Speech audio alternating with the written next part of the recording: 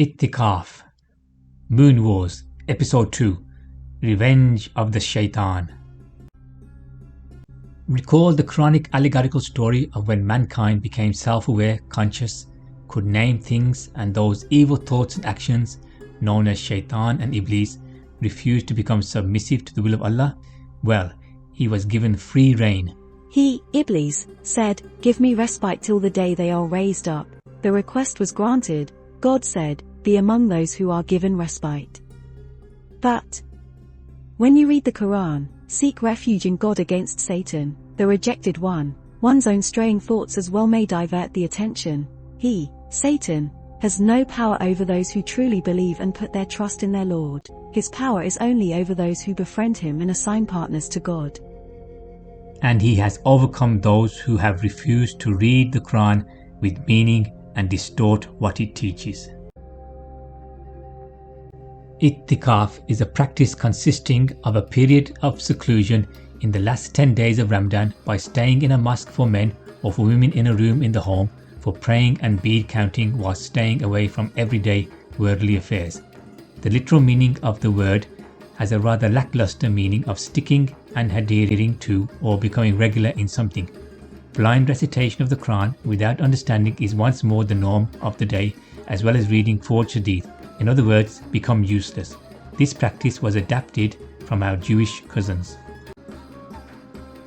In Judaism, a traditionally observant Jew will build himself a booth or hut called a sukkah during the Feast of Booths, Sukkot, according to Bible, Leviticus chapter 23. "And ye shall keep it a feast unto the Lord 7 days in the year. It shall be a statute forever in your generations. Ye shall celebrate it in the 7th month. Ye shall dwell in booths 7 days. All that are Israelites born shall dwell in booths, that your generations may know that I made the children of Israel to dwell in booths when I brought them out of the land of Egypt. I am the Lord your God." And Moses declared unto the children of Israel the feasts of the Lord. So, hermit isolation, tikaf, is inspired by a Bible practice and not divine inspiration. Read on. It is a Jewish custom. You can stop reading now and stop doing this ritual, or read, be educated and entertained by what we humans have done to ourselves. The two most powerful days of the Jewish calendar are Rosh Hashanah, New Year, and Yom Kippur, the Day of Atonement, Ashura in Hebrew. In the Talmud, it is written that all mankind will pass before God's throne like sheep, and their fates for the coming year are written. On Yom Kippur, their fates are sealed. The Jews were taken over by Babylonian, Persian, Zoroastrian religious customs during the exile, and now you see their results. Rosh Hashanah falls on the 1st of Tishri, usually in September, the 9th month of the year. Ramadan, guess what? The 9th month of the year. And for 10 days their thoughts are about mortality, sin, and repentance and redemption. Snap. Understanding the root an, ka, fa. The following exposition of the Quran explains what the root word and its derivatives mean. Remember, we appointed the house, Kaaba, a place to achieve unity among all mankind, and thus, a source of peace and security. So, attain the stature of Abraham, recalling his firm stand for monotheism and unity of mankind, and closely follow the divine commands. We did take a covenant from Abraham and Ishmael. Keep my house clean of all falsehood for those who rally around it and those who strive hard for the noble objectives, and for those who submit in humility to God.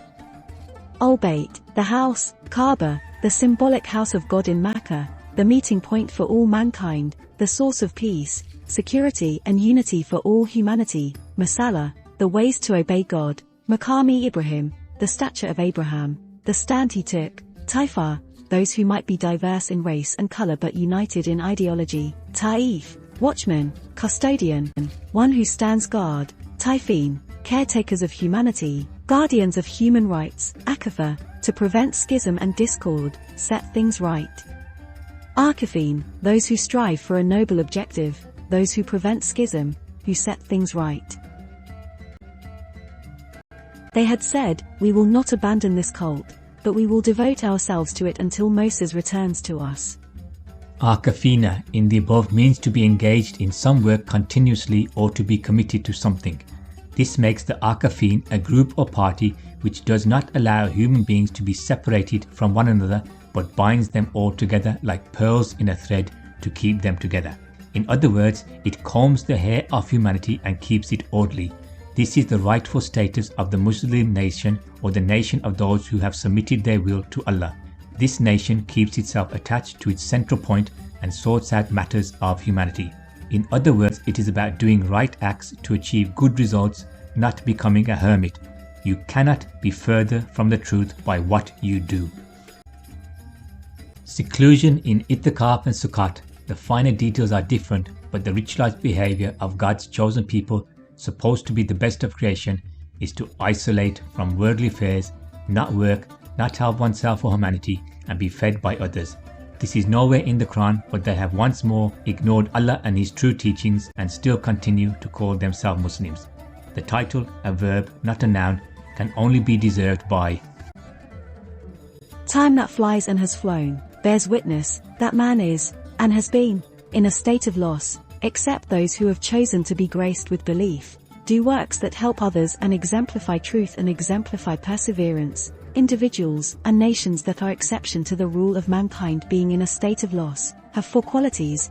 A. They believe in the divine laws operative in nature, and not that things happen around them haphazardly. In other words, they are pragmatic people. B. They do works of collective good, helping those who lag behind, and improving the individual and collective potentials of humanity. C. They uphold al-haq, the truth, in hearsay and conjecture. They refrain from violating haq, human rights, which is always the first casualty of an order based upon falsehood. D. They know that the benefit of the individual and the benefit of the society are strongly interwoven. Therefore, they are patient in times of ease and prosperity by not falling for rivalry in material possessions, and they are steadfast in times of adversity, natural disasters, and armed confrontation. the way out. Thereafter his Lord chose him, accepted his repentance and guided him. He said, "Go down therefore, O humans, males and females, foes to one another competing for sustenance. Nonetheless, there shall most certainly come to you guidance from me, and whoever follows my guidance will not go astray, nor will face hardship. Nations that follow divine laws, their economy will be abundant, but whoever turns away from my message, for him is a miserable and narrowed life, and we will raise him blind on the day of resurrection. Zikri, my remembrance, the Qur'an, the laws, the message. Such individuals and nations will live in economic and moral poverty." Your choice, Quranic working for humanity, or choose isolation which may do the rest of us a favor, for 10 days at least. And the messenger will say, "O my Lord, these are my people who had abandoned this Qur'an as something to be neglected." The Quran Unchained.